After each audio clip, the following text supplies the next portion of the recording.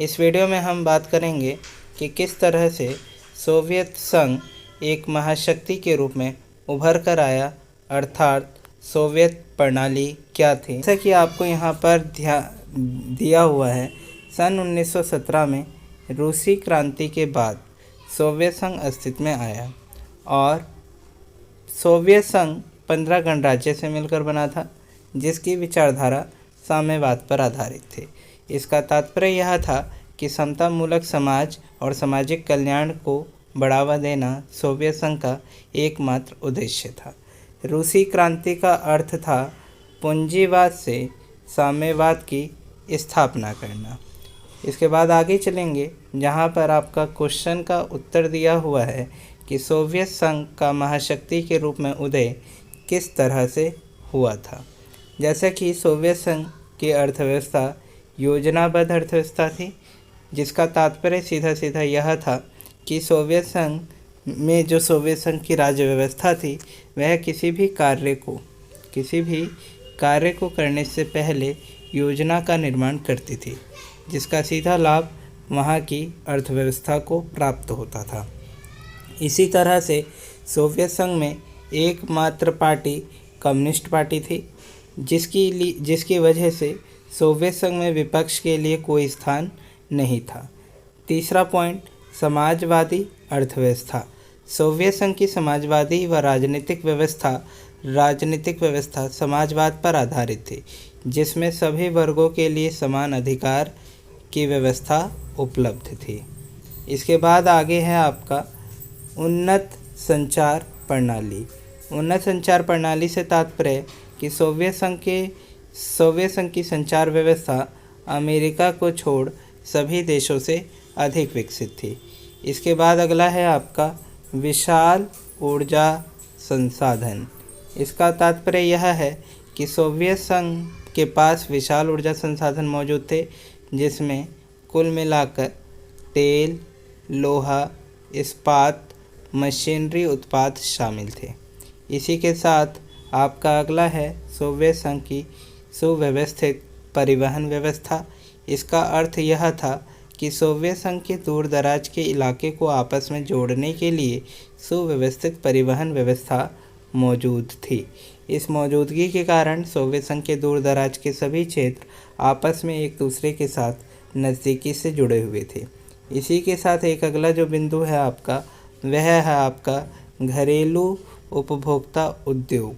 इसका सीधा सीधा अर्थ यह है कि सोवियत संघ पिन से लेकर कार तक की सभी वस्तुओं का निर्माण स्वयं ही करता था, परंतु गुणवत्ता के लिहाज से यह पश्चिमी मुल्कों या देशों की तुलना में कमतर अवश्य थी, जिसकी वजह से सोवियत संघ एक शक्तिशाली राष्ट्र के रूप में उभर कर आया। इसी के साथ अगला जो पॉइंट है आपका, वो है न्यूनतम जीवन स्तर।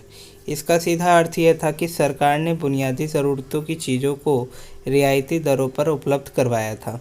जैसे नोट करने वाली बात है स्वास्थ्य, शिक्षा,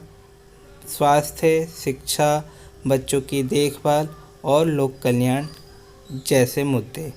इसी के साथ अगला है आपका राज्य का स्वामित्व। इसका तात्पर्य यह है कि संपूर्ण सोवियत संघ की व्यवस्था पर राज्य का यानी सरकार का स्वामित्व था और वहाँ पर बेरोज़गारी भी बहुत कम थी, जिसकी वजह से सोवियत संघ एक महान शक्तिशाली राष्ट्र के रूप में उभर कर आया था। हमारा दूसरा सवाल है कि सोवियत संघ के विघटन अर्थात पतन अंत के प्रमुख कारण कौन से थे। तो यहाँ पर हमारे सोवियत संघ के विघटन के कई सारे कारण दिए हुए हैं। इसमें अथवा में आपको एक सवाल और मिल रहा होगा, जिसमें क्या सोवियत संघ का विघटन एक आकस्मिक घटना थी, तो आप उसका उत्तर यहाँ से दे सकते हैं। तो दोस्तों, यहाँ पर हम इसके उत्तर को देखेंगे। सोवियत संघ का विघटन 25 दिसंबर 1991 में हुआ था, जिसके प्रमुख कारण थे। जैसा पहला प्रमुख कारण अंदरूनी कमजोरी, उपभोक्ता वस्तुओं की कमी, अर्थव्यवस्था का गतिरोध होना। अंदरूनी कमजोरी से तात्पर्य इसका अर्थ यह है कि सोवियत संघ की राजनीतिक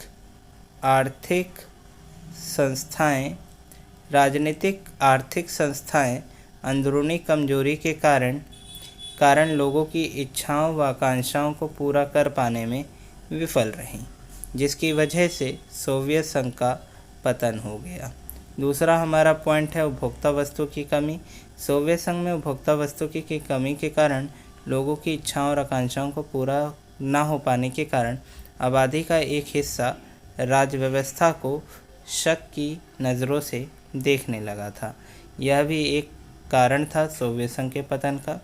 तीसरा कारण अर्थव्यवस्था का गतिरोध होना है, जिसका अर्थ है कि 1970 के दशक तक आते आते सोवियत संघ की अर्थव्यवस्था गतिरोध हो गई, अर्थात उसके विकास की गति मंद सी पड़ गई, जो सोवियत संघ के पतन का कारण बना। इसके बाद आपका अगला पॉइंट है हथियारों की होड़।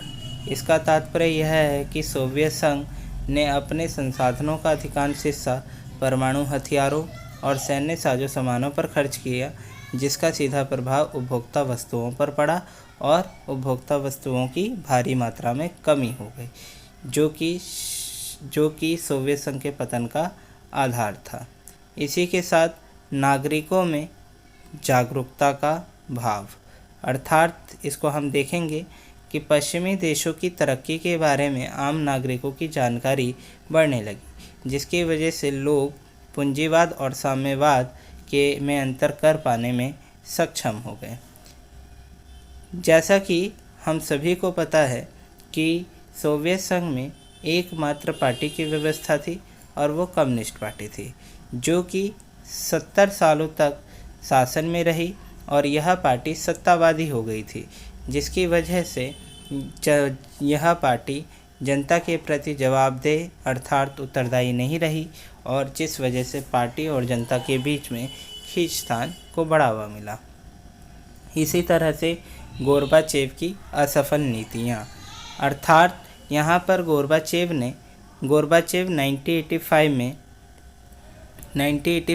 गोर्बाचेव कम्युनिस्ट पार्टी के महासचिव बनाए गए और उन्होंने अर्थव्यवस्था में सुधार के लिए विभिन्न नीतियों को लागू किया, परंतु खास समर्थन न मिल पाने के कारण उनकी सभी नीतियां असफल साबित हुई।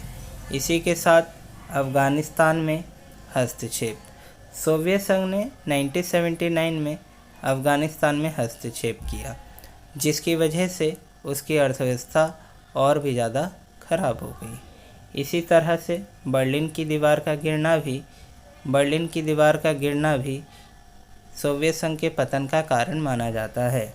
बर्लिन की दीवार 9 नवंबर 1989 में पूर्वी जर्मनी की जनता द्वारा गिरा दिया गया, जो सोवियत संघ के पतन का कारण था। इसी तरह से जर्मनी का एकीकरण होना। सोवियत संघ के पतन का एक कारण जर्मनी का एकीकरण होना भी है, जो कि पूर्वी जर्मनी के द्वारा 1989 में जब दीवार को गिरा दिया गया तो पूर्वी और पश्चिमी जर्मनी एकीकृत हो गई, जो कि सोवियत संघ के पतन का कारण अर्थात शीत युद्ध के पतन का कारण माना जाता है। सवाल नंबर हमारा तीसरा है कि सोवियत प्रणाली के विघटन के परिणामों का वर्णन कीजिए। ध्यान यहाँ हमें देना है कि यहाँ पर सोवियत संघ के विघटन के बाद कौन कौन से परिणाम थे, अर्थात यहाँ हमें सोवियत समाप्ति के बाद या शीत युद्ध की समाप्ति के बाद के हुए अंतर्राष्ट्रीय परिणामों पर चर्चा करनी है।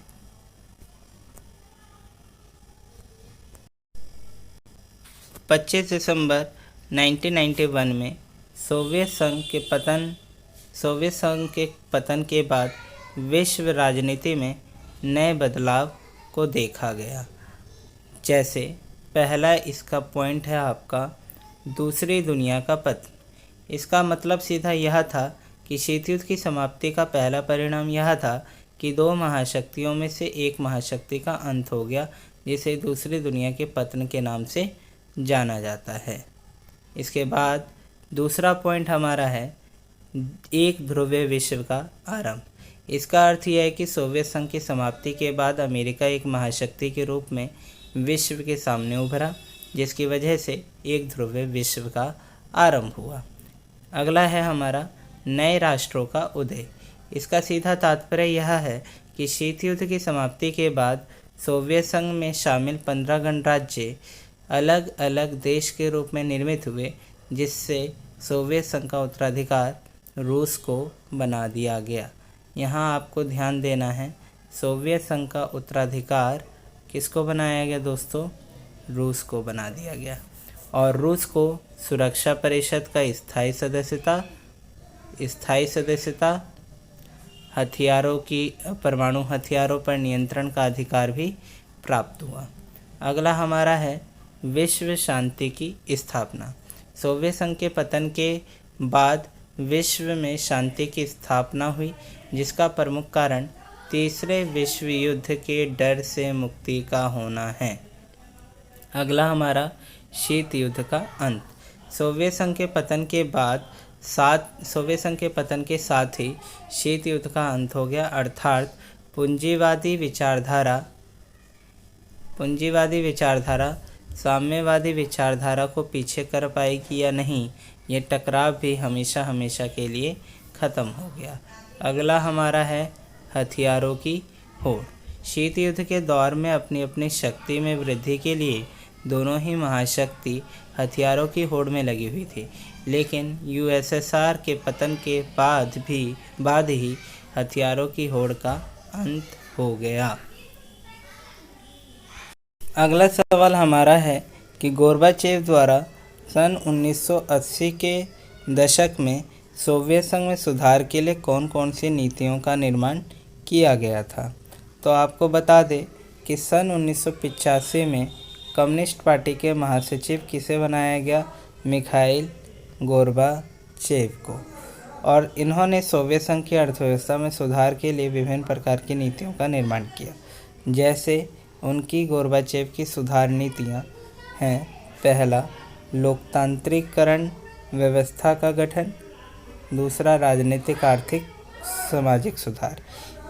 पहले पॉइंट को अगर ध्यान में दें तो लोकतांत्रिक व्यवस्था का गठन, इसका अर्थ यह है कि मिखाइल गोर्बाचेव ने सोवियत संघ की व्यवस्था को सुधारने में लोकतांत्रिक व्यवस्था का गठन किया।